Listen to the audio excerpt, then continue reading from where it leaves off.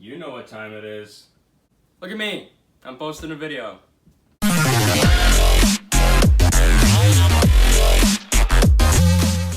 What's going on, guys? It's the Skylander dude. And I don't even think I need to intro this. You guys know what I'm doing. Skylanders hunting in 2021. But just in case, if you're just tuning in, I'm hunting for Skylanders in 2021. You can just guess what I'm doing by the title. Anyways, we are tearing apart the internet to try to find Skylanders for the best deal possible in order to complete my collection, as well as a bit of odds and ends here and there that I might as well throw in the video because it is technically hunting. That's about it, but you already knew that, so let's just get right into it. Alright, so we are starting off here with some eBay auctions. This was a Series 2 Slam Bam.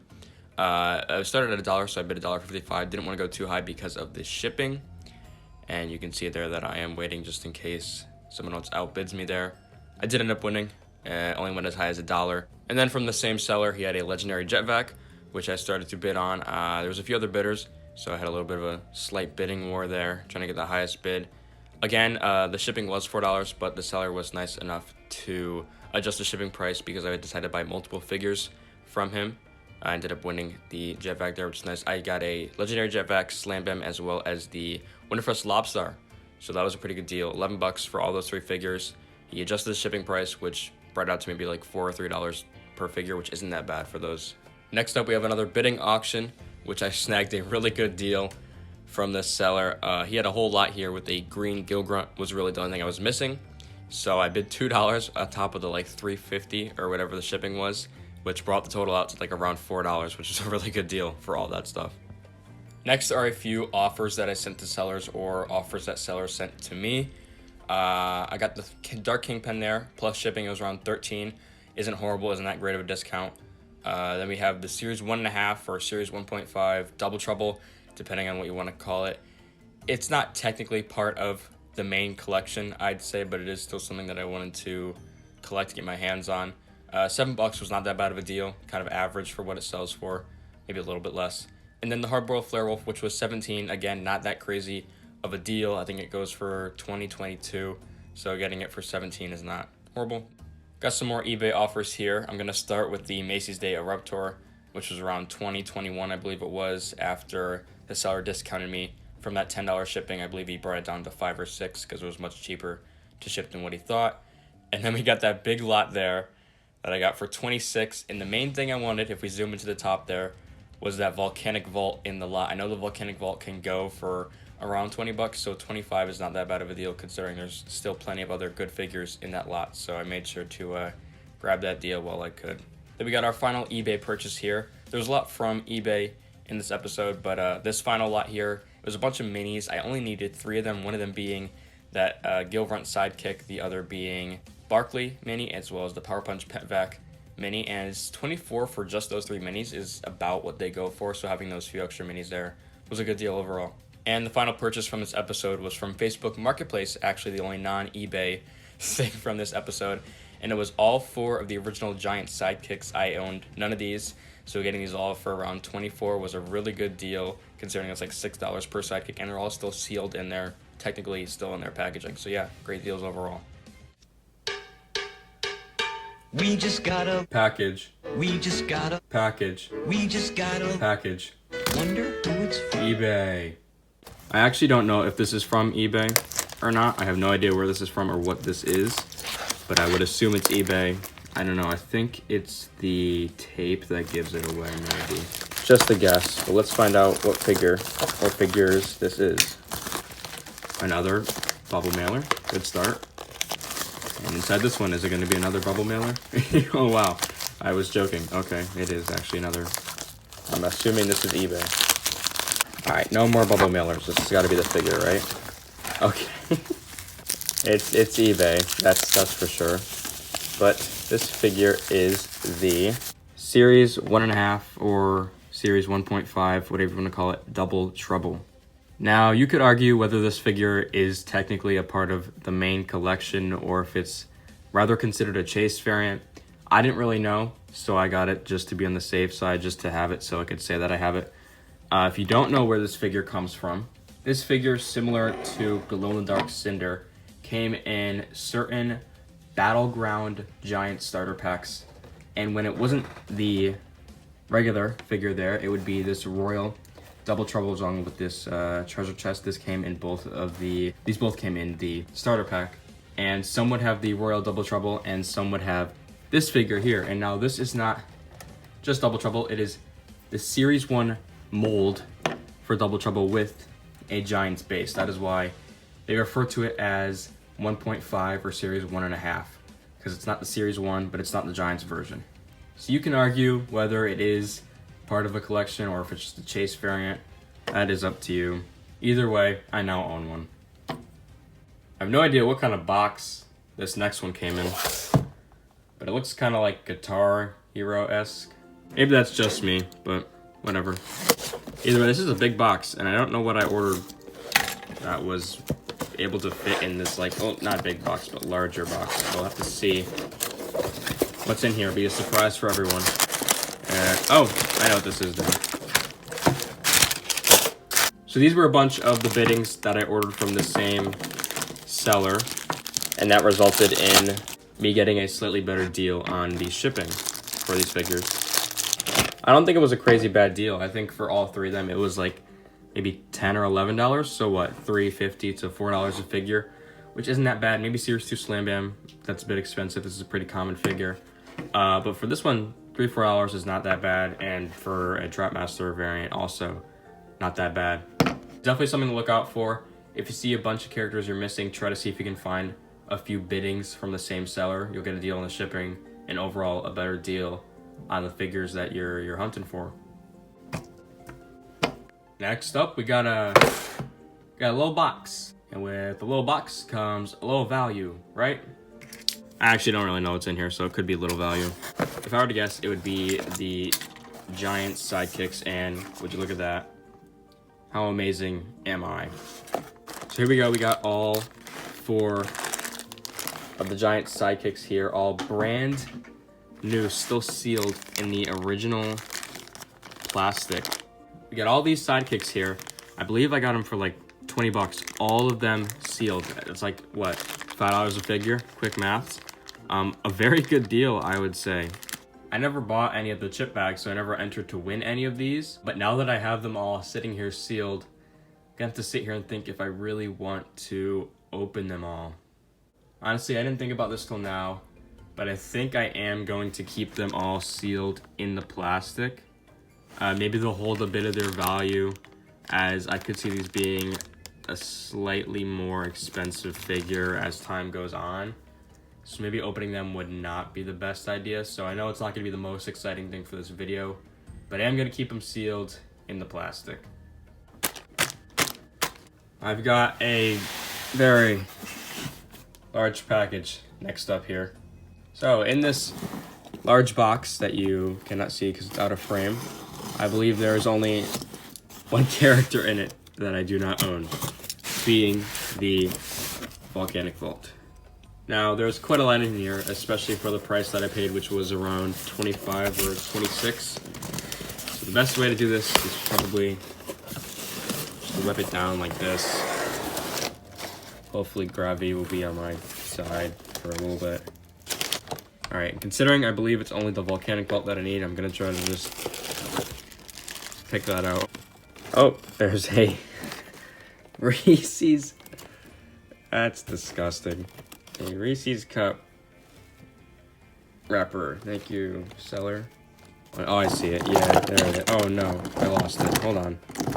There it is. Let's just move everything out of the way. Alright, and out of that large package, the only thing I did not have was the Volcanic Vault here. I'm not sure how big I was expecting this to be, but it's actually very, very small. The hinge, though, it looks like it does not open. But yeah, I technically count this as a figure to collect, which leaves only one character left for me to collect in Spar's Adventure, which is Gilrunt, the sidekick. Yeah, though $25 technically just for this would be not the best price, considering it came with a bunch of other characters, some of which are decently valuable. I would say this is a good deal overall, and I have the Volcanic Vault now, so there's that. Whoop! Alright, so I'm pretty sure I know which one Okay, I'm very sure I know. What the heck? I know which one this is. I did not write that. It must have been under the shipping label. I ripped off the shipping label. That must have been where that's from.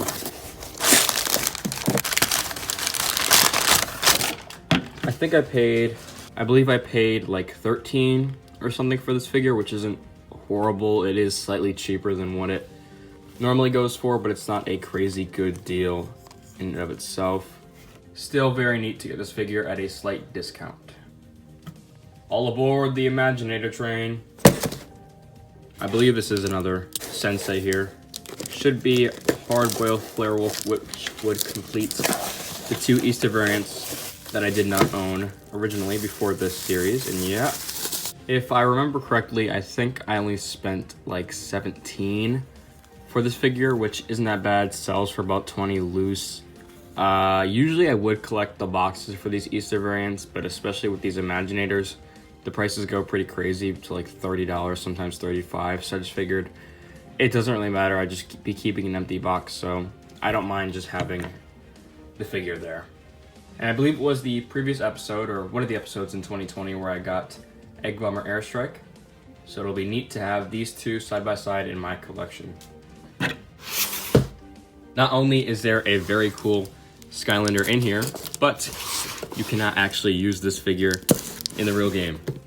Now, I'm sure by saying that, about most of you will know that this is the Macy's Day Eruptor, which, if you don't know, it actually has no chip in the figure, meaning it is not playable. And this was not sold in stores, for those who don't even know about it. It was actually, oh my goodness, that looks so cool. Let me take this out first. Seems the back card has been a bit loose. Luckily, when you set it down though, the weight keeps it back on the card, so that's not a huge deal in my opinion. Anyways, this figure was gifted out to not only Toys for Bob employees, but as well as a few ambassadors for Activision, as well as Skylanders. And let me tell you, besides the glue loosening on the back of this, which is probably pretty common considering of how heavy this whole back card is, as Eruptor is not only held on only to this card, but there's nothing really supporting it otherwise. I mean, look at this. It's a perfectly squared off back card, and there's not a single dent or scuff in it at all. But yeah, as you can see, I believe this is the only figure that states this cannot be brought to life with the Skylanders game. Very, very neat. This was obviously to celebrate the Macy's Day balloon, which they had for, I believe, 2 or 3 years in the Macy's Day Thanksgiving parade. But yeah, I believe I paid about 20 bucks for this. I think it was maybe 21 or something, which is not that bad of a price. Even though it's not a figure that can be playable, it still has, in my opinion, the same value as a Chase variant. And of course, the added touch of the glitter on the fist, as well as his top horn there, like the Macy's Day balloon itself. So yeah, a very limited figure that I am very stoked to add to my collection, even though it's not technically a part of the main Skylanders collection. Still want to throw this in here. Would not make a separate video otherwise. It's kind of pointless. It's just a short little video, and I figured adding it in here will add to the Skylanders hunting experience. I am not kidding you when I say I have dreamt of having something like this in my collection for almost 9 years now. And I did not put any sort of like pre-recording of the eBay auction, because I kind of wanted this to be a little bit of a surprise as I carefully slice this open. Ever since Skylanders Giants, I've always dreamt of having a autograph signed, either whether it would be a photo, a figure of something related to Activision Toys for Bob or the voice actors who might have worked with the Skylanders games. And what I have here could not be any more perfect to me, and more specifically, what I've always dreamt of owning. So I have slightly given it away already, but I'm glad the seller took very careful care of this. As you saw on the outer packaging, it said "Do not bend." And I'm ready to flip this over. Under this piece of cardboard, I have a signed image of Pop Fizz by his voice actor, Bobcat Goldthwait. I cannot be more excited. I apologize for the reflection. I could not be more excited to own something of this extent. This is not a copy, that is a real signature. I do apologize for this light, but it kind of does show you how that is a true marker. If that wasn't enough, on the back we do have the authenticity of the signature here. And here you have it, Bobcat Goldthwait, signed on January 19th, 2019 in California. And as I'm sure most of you may know, Pop Fizz is in fact my favorite Skylander. And one of my favorite variants as well is the Big Bubble Pop Fizz, the Birthday Bash Big Bubble Pop Fizz. And I have slightly prepared for this. Over to the side of me, I have a frame that I will be sliding this into, and of course hanging and holding on to for as long as I can, for as long as I can dream. This right here might be my favorite item in my whole Skylanders collection. Well, I do have a few one-of-a-kind pieces, so at least top 3, at least. Going to carefully remove this from the protective shield. Not sure what went wrong, but you can see here that the frame, the mat inside the frame is slightly smaller than the photo itself. So I'm going to have to take out the mat and adjust the size just so I can get this to be a perfect fit. All right, this should be pretty perfect now. Slide in the photo, and that is a pretty good fit. All right, let's see. That's pretty good. Kind of see a bit of the background in the bottom corner there. Maybe I will touch that up, but for right now, here, let me back up so you can see this. I think this looks pretty good. I'm actually gonna put something on the side there so you can't, so that little crease isn't that noticeable, but for right now, that looks pretty amazing. Still kind of crazy to own this. By far, this next purchase has been the cheapest of the Skylanders Hunting series, and you might not even think that, considering the size of this package. Now, inside this box is not only a great deal for the one figure I needed out of this lot, but it's a great deal for the whole box itself. I've seen listings for just this figure for more than what I paid for this entire box, and inside is almost a complete starter pack to original Spyro's Adventure game. But what I really want this for was the green armor Gill Grunt. Show off the clear green Gill Grunt now. Everything else in this box is things I've already owned. A random Swap Force portal. Of course, Spyro, Trigger Happy, got these guys. Spyro's Adventure portal in the back here. But I took it out first. This was definitely the deciding factor of why I purchased this lot. Now, if you know me, you know I usually collect my chases that are in the box. Granted, the only exception to that are the starter pack chases, for example, Gold Hot Streak. Because for one, I don't see it as a very good display item in the starter pack, as well as it's very bulky and hard to display like that. So to make up for it, when I do get starter pack chase variants, I want to include the original card, code, and sticker that came with it.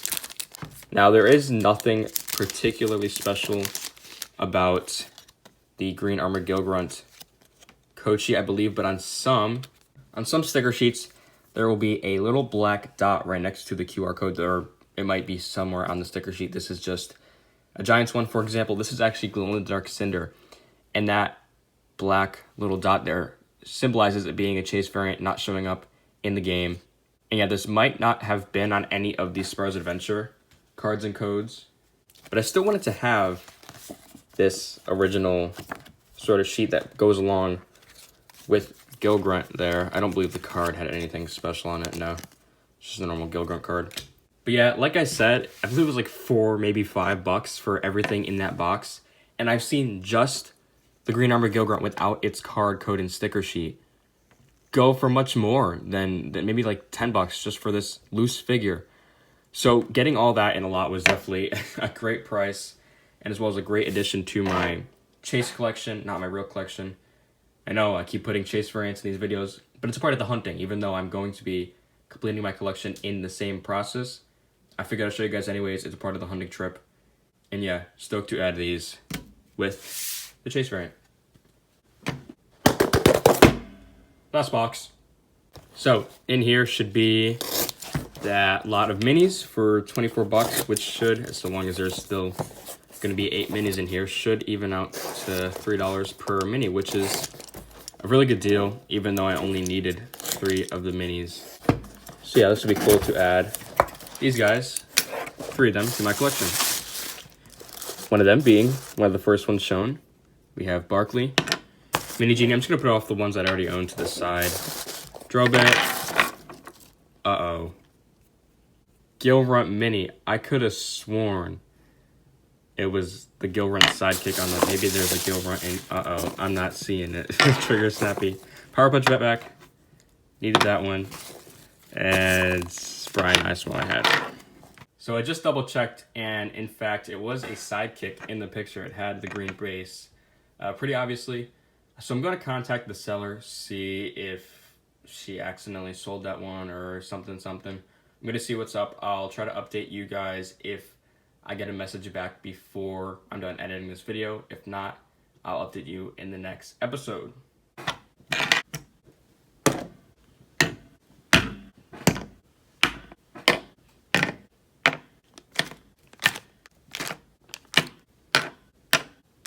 So that about does it for this episode of Skylanders Hunting in 2021. Overall, it's starting to get a lot more difficult to get these figures that I need left for my collection because most of them are quite expensive and I am being very picky and trying to spend the least amount possible. So I apologize for the delay of these episodes as it is taking quite a long time to gather enough figures for one episode, but I will do my best to get the next one out as soon as possible. And with that, thank you guys so much for watching. Don't forget to subscribe, like, and comment. Peace.